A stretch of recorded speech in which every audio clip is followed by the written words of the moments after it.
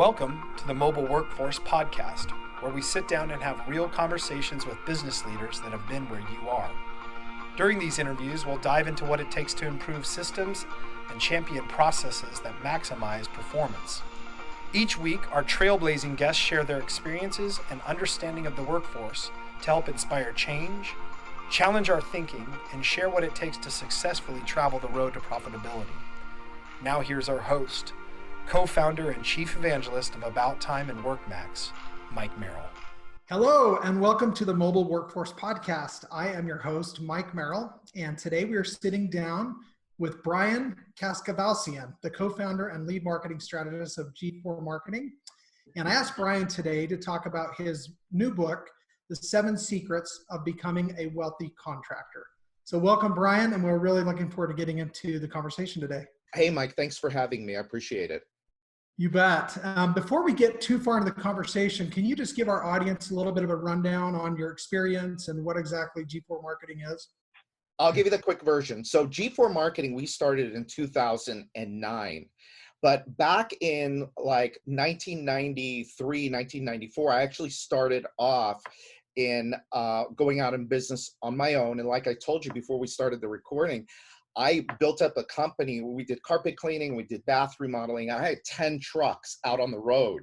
And back then we were laughing about how, man, I'd send these trucks out. You know, I had no idea if they were going to get to their destination, do what they were supposed to do, and get back home. But luckily it worked. I wish I had you way back when. But from there, I just went on and started home improvement companies. I eventually developed a franchise in the home improvement space. I sold that, and then in 2009, what I was always really good at was the marketing. I didn't like running the business. I still don't. I've always really been good at business development and marketing. And the thing that I discovered about home improvement companies, and I learned this from my own experience, was that we spend so much time and effort and money on the front end to make leads, new. And we would completely ignore the opportunities that were on the back end for referrals, for repeat business, for optimizing the profitability of each and every customer relationship.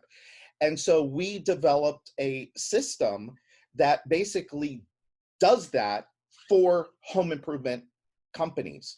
And currently we work with a couple of hundred home improvement companies around the country. Our collectively, our clients do minimum somewhere between $750 and about $900 million a year.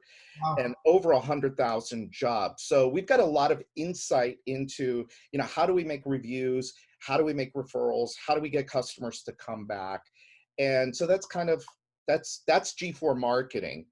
But we also have, and if I can just really quickly say this, we also have the Wealthy Contractor, which came about because, look, I did it the hard way. And I banged my head against the wall, and I built up a company because I built up a company, and all I was focused on, top line. And eventually that company came crashing down. And at 40 years old, I was broke. I'd lost everything. We had to move out of our house. We lost, I mean, it was ugly. And so over the years, just working with so many home improvement companies and with my own experience, we started to offer a lot of education for contractors. And so that's where the Wealthy Contractor was born. That's where the podcast was born. And then that's where the book came out of. I tell people jokingly, but it's true. It's like it all came out of pain. And it's pain that I don't want to see other contractors have to go through. So if I can help somebody shortcut something, I feel like I've done my job. Wow, that's fantastic. So you're trying to help people avoid those potholes that you ended up hitting. Probably every one of what a lot of us in construction have done.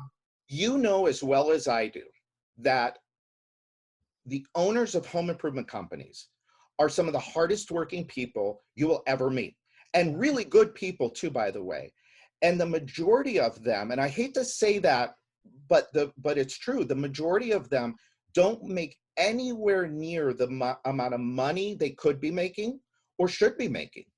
And they just don't recognize the value that they provide, and they don't know how to get out of their own heads in order to go and build a company that works for them rather than them working for the company. And so that's what we want to try and help people do. No, that's awesome. I mean, yeah, I mean, let's face it, really, all of us get into business to make money. I mean, we all want to help people and do good things and be proud of our work and our legacy and all of these other things. But you go into business to earn profit, right? To have money to invest and to do those things that you really are setting out to accomplish as far as your goals. Well, and I was going to say too, and it's not only about the money. Money is good. Of course, it's a real driver, but it's also really about freedom. It's about having options. It's about how do I create a business that will not only fund my ideal lifestyle, but it's also going to help me have the time to do the things that I really want to do. How is it going to allow me to do the things that are going to allow me to make an impact in the world? I mean, you deal with a lot of entrepreneurs, right? And most entrepreneurs have this kind of like this need to leave some sort of impact behind. Well, how are you going to do that if you're working 60 hours a week and you're not making any money and you can't take any time off, right? And so I just wanted to throw that in there as well. Yeah, that's great. And I mean, yeah, so really at the end of the day, what you're saying, you know, we always hear the coined phrase, time is money. And obviously money, like to your point, can create time and freedom. Yep. And so what is the difference between contractors that figure that out and the ones that never realize that dream of one day having that independence? Well, you know, a lot of it really kind of boils down to, well, what are you doing every day? So if you are out in the field running from one fire to the next, if you are the person that's doing everything in your business or nothing can operate without you there, that's a problem, right? My business runs with or without me. I mean, my business probably at this point needs me half a day a week, maybe, right? And so there's no way that we could get the success that we want, the wealth that we want, the freedom that we want from our business if we're stuck in the business doing all of the things that other people should be doing. Either people should be doing it or, you know, systems and processes run by people should be doing. And so it kind of goes back to the E-Myth, Michael Gerber, which is a book I know you've read. And Michael Gerber, in that book, we learned the difference between working in your business versus working on your business.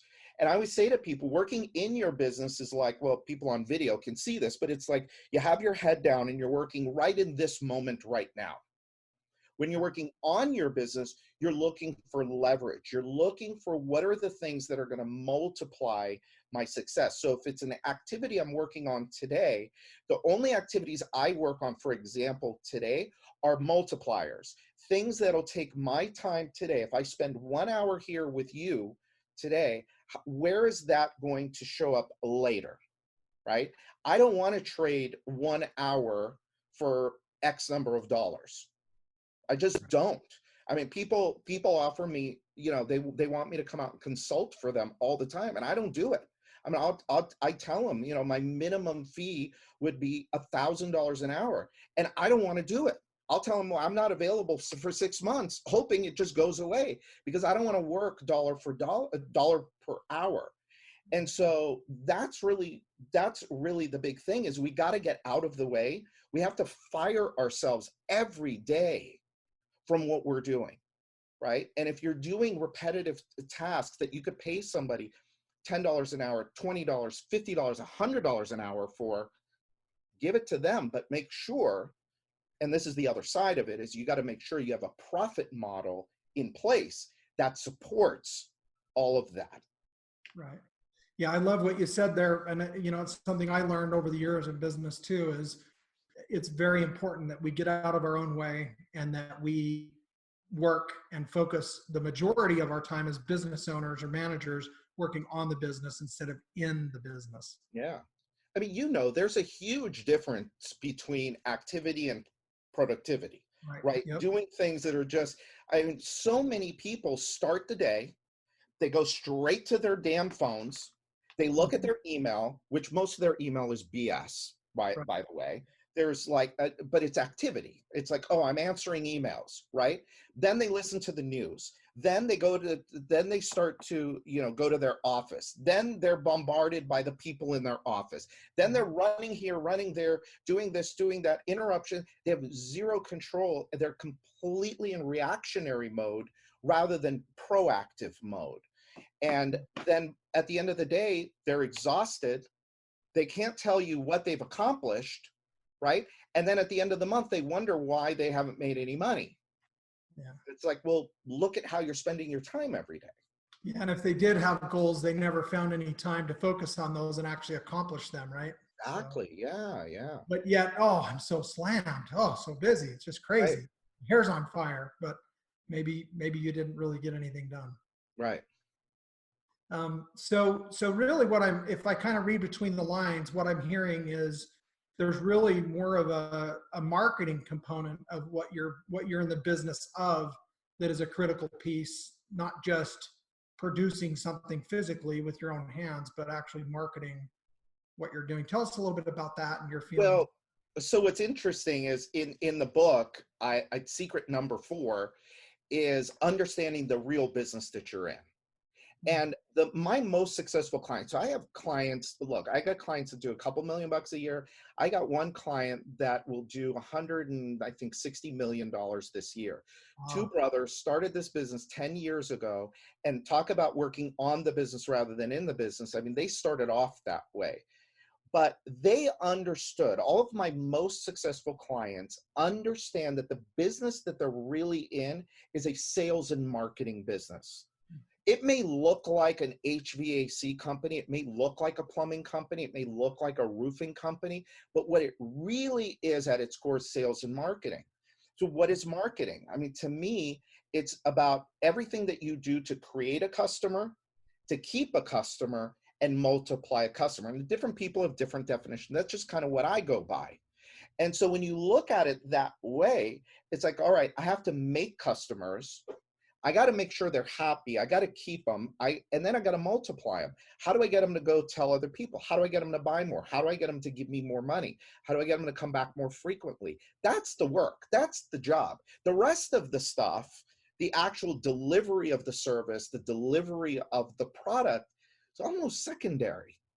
Yeah. And it's almost like, that's kind of like, you know, I was talking with somebody yesterday, the day before.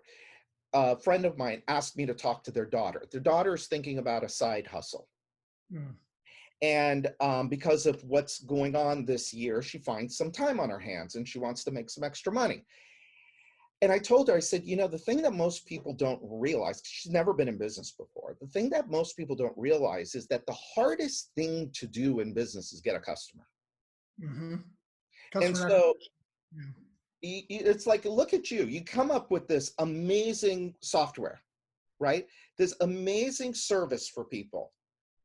And yes, that was hard. But if you didn't have any customers, it's all for nothing. You know how many people I've known that are in your business that have poured all of their money into software and or developing software, and they never found a customer for it or enough customers to actually create a business out of it, right? So the hardest thing to do is create a customer, and the most expensive. And so when you look at it as, okay, I got to make customers. And making customers involves not only getting a lead, but it's converting that lead into a sale, right? And then it's actually delivering on what you said you were going to do, making sure they're happy, blah, blah, blah. And then, you know, I mean, it just goes on and on. And so the companies that recognize, hey, we're sales and marketing, but we just happen to look like this, a restaurant, a dental practice, whatever, fill in the blank. It's the people that get mixed up and think, oh, I'm in the HVAC business. I'm in the business of replacing. No, you're not. No, you're not.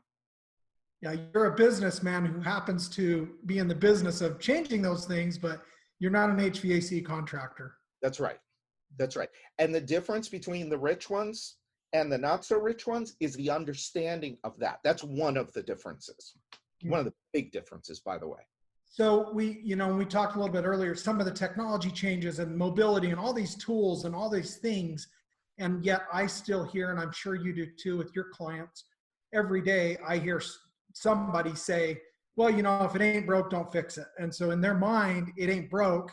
And I'm looking at them almost cross-eyed thinking, are you nuts? Like, it's broken. This is broke. Paper is broken. Spreadsheets are broken. Those are not efficiency tools, right? Those are archaic. That's like, stone tablets in the caveman era, compared to the availability of mobility and solutions, cloud-based technologies. How do we help contractors to leverage and really tap into those marketing opportunities that are now available to them? Well, it all kind of goes back to, what do you want out of your business? What do you want out of your business? Do you want to make more money, have more free time? Do you want to build wealth? Do you want to have real freedom? If you do, then you have to figure out ways to leverage. You have to figure out ways of multiplying the activities that you are doing. Leverage is key in business. And everything you just mentioned, all that stuff is great. And a lot of people get mixed up in technology for technology's sake. But you and I both know, I mean, technology without the basics behind it, when you create something like that, it's like people that get all hung up on internet marketing. Well, internet marketing, okay, there's marketing. Internet is just another form of media. It's like TV, it's like radio. It may have more bells and whistles to it, but the strategy behind it is exactly the same. It hasn't changed in hundreds of years. It's psychology and it's math. It's psychology and math. So if I'm going to put $1 out in advertising, how am I going to get people to respond? Right? And then am I going to get enough people to respond to make it profitable? How am I going to know that? Well, I'm going to do the math on the back end. I'm going to run the metrics on the back end. And so all of these things that make doing business easier nowadays are all things that, yes, we used to do them the caveman ways. I was telling you before about my business. We have to do everything on paper and spreadsheets. Well, today, everything is on the computer. Why? We could still do it on paper and spreadsheets, but why? The computer is much more efficient. The programs that are in the computer make things more efficient. So what might have taken me 20 minutes 5 years ago only takes a minute today. That's what I'm looking for. And I know that's what the entrepreneur that values freedom and values their time is looking for, things like that. Yes, I think it's interesting that in construction, we count on plans, blueprints every single day. Nothing gets built without a blueprint. Yeah. And that goes for our businesses as well. And that's kind of what I'm hearing you say. Yeah. What I love is your book, the 7 Secrets of Becoming a Wealthy Contractor. I know that is a blueprint to help companies to really put some of these things into action. Because until there's action, you're in the same place you were before. So what stands out to you in the current market conditions today from your book? What are things that you really think are helping contractors make a difference? Well, I got to say, it still, to me, is secret number one. And secret number one is understanding, what do you really want to get out of your business? How much money do you really want to make? I hear people all the time, when you go to events and you talk to people and you see them online, all these people are bragging about, oh, I did 5 million this year. I did 20 million. I did 50 million this year. And other people look at that and they say, oh my God, I have to build a $20 million business. I always ask people, well, okay, you're here now. You're telling me your goal is to build a $5 million business. Well, why? Why do you want to build a $5 million business? Well, I don't know. I want to build a $5 million business. And they don't understand that, hey, okay, so, and then I go and ask them and I say, well, how much money do you want to make?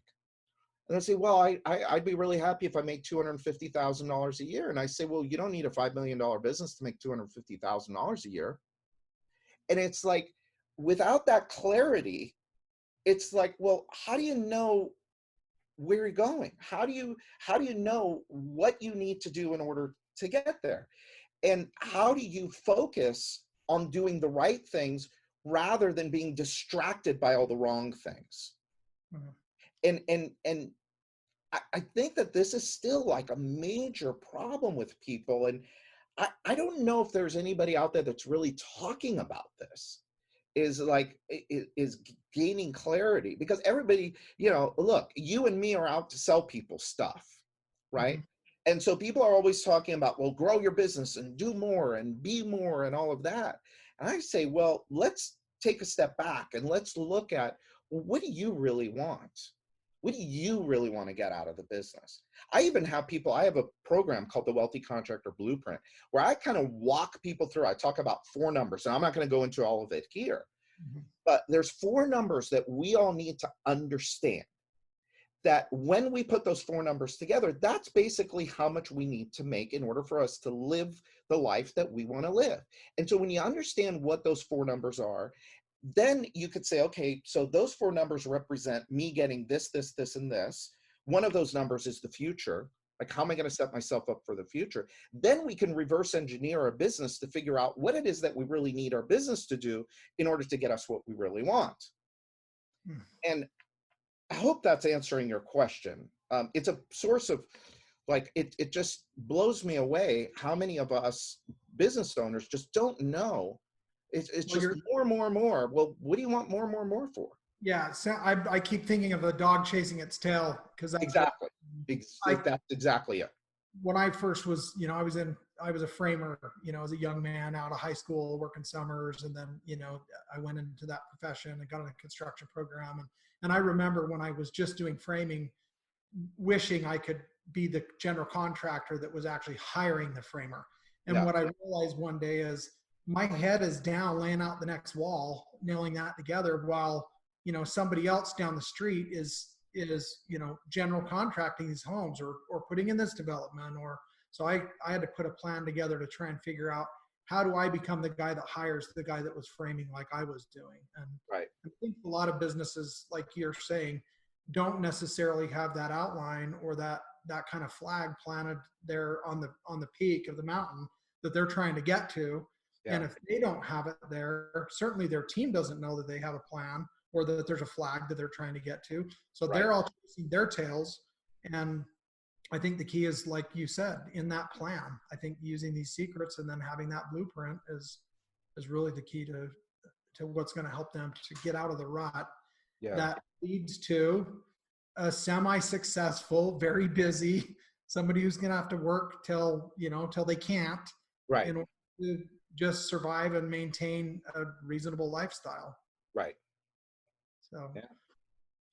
So getting back to kind of marketing, and I think you talked about kind of sales and marketing. I know that, really there's 2 sides to that. There's the first one, and that is keeping the customers you have and making sure that they are potentially repeat customers, right? And then there's gaining new customers. So there's kind of 2 sides to that. What can you tell us about either of those sides and how it relates to churn, and what companies can do to kind of focus on both? Well, I'll speak to what we do. What we focus on at G4 is really all on the back end. Is what happens when we get that customer, we install the job for them. See, what most contractors do, and this is costing them a fortune, not only in money, but also in time. But what they do is they let that customer kind of go, and they go right back to, let me go get somebody new, and let me go court this person, and let me do whatever I have to do to sell them. And then I get them installed, I collect the money, then I go back to the beginning and I get somebody new, all the while ignoring the people that we just did. And so for us, what we really focus on is how do we take that customer and get more out of them. We paid a fortune to get that customer. We put our blood, sweat, and tears into getting that job completed for them. So what do we have to do now in order to maximize the profitability? So one of the things that we could do is we could help drive more Google reviews. Right now, Google reviews are like gold, they're currency. There's value to them. And not enough people are making a big enough deal out of getting them. Look, everybody is going to the internet and checking you out. Right. So people want to see frequency of reviews. They want to see quality of reviews. They want to see quantity of reviews.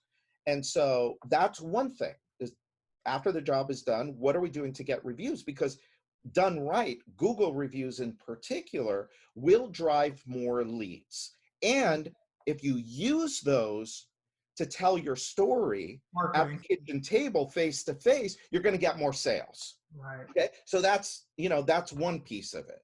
Then the other piece of it is depending on the business that you're in. So if you're in like home services, oh my God, you got to get that person to come back and buy from you again as quickly as you possibly can. Then you got to do it again. Then you got to do it again 4 times, as quickly as you can. Because if you get them 4 times, they're yours. Chances are good they're yours. Right? Right. If you're in regular remodeling, right, they may not need you again for 6 months. They may not need you again for a year. They may not need you again for 5 years. Well, does that mean you stop talking to them? No way. Keep talking to them, right? And then what are you doing to get them to bring their friends along? Referrals. Right? And so referrals, introductions to other people, to their neighbors, to their friends, to their family, to their coworkers. And so that is an area that I see. I mean, right now, leads are plentiful. As we're recording this, there's plenty of leads for everybody. People are cooped up at home, and home improvement is, doing well. That's not to say that the leads have gotten inexpensive by any stretch of the imagination. Every year, lead costs keep going up. Advertising costs are going up. And so what are we doing, again, to maximize that investment in that customer? Because like it or not, one way or another, whether it's through money or through sweat, you are paying to buy a customer.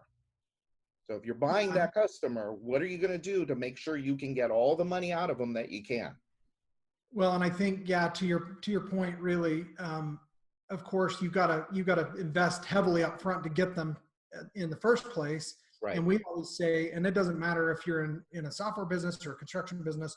I mean, we use the number 80%. We say 80% of the deal is getting the customer in the first place. Right. And then 20% to maintain and keep them moving forward. Right. Whether you're an electrical or pouring concrete or a general contractor, all of us have customers that could potentially be repeat customers. Yeah. It's just, are we on their mind? So when that need comes up again, they think of you first. Yeah. Right. Mm-hmm. So by the way, that's a nice rule of thumb that you just came up with, that 80-20, because people think, oh, I got to spend a fortune on the back end. They're not even willing to spend a penny on the back end. You're crazy. Right. Spend a little bit. You don't need to spend a fortune. Just spend a little bit. That's all it takes. Anyway, that's good rule of thumb. I like the 80-20. Well, and again, I think proactively, we use a CRM here, customer relationship management tool. Most companies do on some level, even if it is Excel. They have a system, right, where they record these people, and having regular discussion with them, reaching out to them, checking in on them, a gift card or a gift basket, or just thinking of them at all, dropping by some hats or some shirts, or doing something, taking lunch to their guys. I mean, whatever it is that you're trying to, in your business, that you're trying to do to foster that relationship, I think is, what I'm hearing is really a big key for being able to grow a business and actually tap into those dollars that you're talking about that a lot of people just aren't collecting. It's an investment. Yeah. It's an investment in your future. So in doing that, how do contractors maintain quality while they expand and grow and they're working on all these things? How do you keep quality up while you also up the volume? Systems, process, people. I talk a lot in threes. Okay. So I talk about people, process, and profit. People, process, and profit. And that's how you do it. You have good systems and processes. You bring on good people that fit within your core values and your culture to execute on those processes and systems, and you ensure that you're profitable, that your profit model is right. What happens with a lot of people is, they're not making money at $1 million or not enough money at $1 million. I don't know how many people I talk to that are making 5% profit margins. And I'm like, you want to grow to $3 million? All you're going to do, if you're broken at $1 million, you're going to be broken at 3. And by the way, your headaches aren't going to triple. They're going to magnify by 10 times. Your risk, your liability is going to magnify. If you're not making money at 3 million, you're certainly not going to make money at 8 or 10 or 15 or 20. So you got to fix it early. If you're making money early, and this is something that, again, this is one of the big mistakes that I made. I had a broken profit model in one of my businesses. And for the sake of growing, I compromised and I said, well, if we're not bringing in enough money to fuel our growth, I'll just go borrow money. I'll grow with debt. That's the kiss of death. Anytime today somebody tells me in the home improvement space or in the construction space that they're going to borrow money to grow their business, I tell them they're out of their minds, because you should be able to grow your business with internal cash flow. And so I hope I'm answering your question. I mean, it's all about those big three: people, process, and profit. People, process, and profit. Well, that's I think how you grow, and that's how you keep the quality. Because if you have sorry to cut you off, but if you have a process for customer experience, and look, it's never going to be perfect, but it's a process and it delivers to you a consistent result, a reliable result that's good, then now you can grow. Now you can start adding people. Now you can start adding more leads. Now you can make more sales. Now you can install more jobs. But if you're broken in your process, or you don't have a process, forget it. Fix that first. Yeah, and to your point, and what I like about kind of the way you answered that,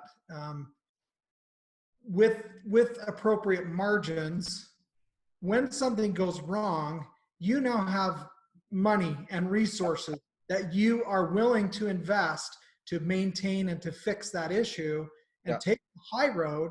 Whereas if you got no margin and you're knocked in the ditch before you're even done, heaven forbid you run into something that you've got to really, dig deep for, because you're going to take on water, right? Yep.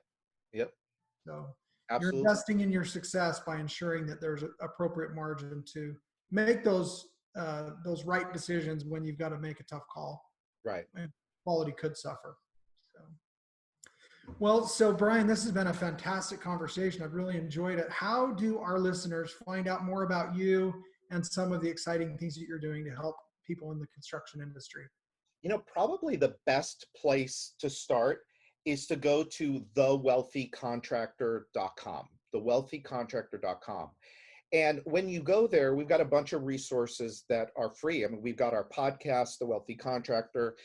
You can get a copy of my book, The 7 Secrets to Becoming a Wealthy Contractor. The way it works, Mike, I was telling you this earlier. Basically, I bought 1,000 books a few months ago when I first released the book, just to give out to, people that were podcast listeners. And I said, look, I'll buy the book, you just pay shipping and handling. Well, we burned through those 1,000 like that. And so I just kept it going, So I buy 1,000 books at a time. I don't know how much longer I'm going to do it for, but right now when this airs, if you go to thewealthycontractor.com, you can get a copy of the 7 Secrets to Becoming a Wealthy Contractor for free. Basically, I just ask you to pay for shipping and handling. And Wow. that's the best entry point. Yeah, that's fantastic. Well, I know that I'm excited to read this book. I've learned from what you've shared with us today for sure, and I know that our listeners will as well. Before we wrap up, one last question I'd like to kind of end on. If you've learned kind of a shortcut or a hack or your secret sauce over the years of your experience, what's that one thing that you would tell our listeners that maybe they could learn from you and your experience? If you could boil it down to one point. Oh God. Mike, I'm going to go back again to the whole clarity thing. I really wish when I was younger, I really understood what I really wanted to get out of the business. I thought I knew. I thought I just wanted to make a lot of money and take trips and be free and all of that. But the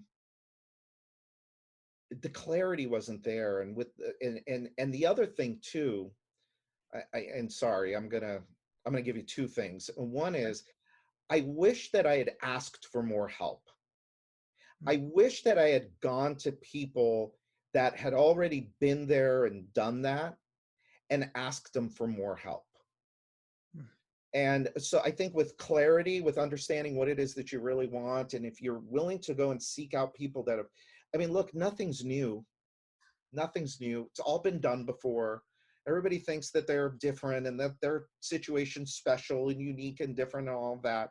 Reality of it is, yes, we are all unique and beautiful in our own ways, but the road you're on, building a business, becoming wealthy, having more freedom, having more success, it's been done. Go find somebody that's in a similar business as yours. Go ask them how they did it. Ask them what books they read. Ask them how they spend their time. Follow them around for a while, learn from them and shortcut your success. Why do it the hard way? So I hope that, I don't know if that's considered a hack, but, Well, but I like shortcuts, man. I love shortcuts.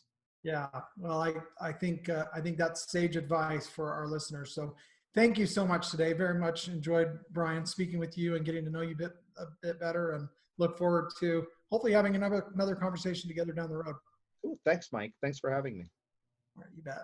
And thank you all to the listeners for joining us today on the Mobile Workforce Podcast, sponsored by About Time Technologies and WorkMax. If you like the conversation that Brian and I had today and were able to learn anything new or have some helpful tips or tricks or things that you can implement in your business, please follow us on Instagram at @workmax_ and subscribe to the show. And whatever podcast platform you like to listen to podcasts on, please give us a 5-star rating and review and help us to continue to bring these valuable resources to you and other listeners like yourselves. Again, thanks, and we'll catch you on the next one.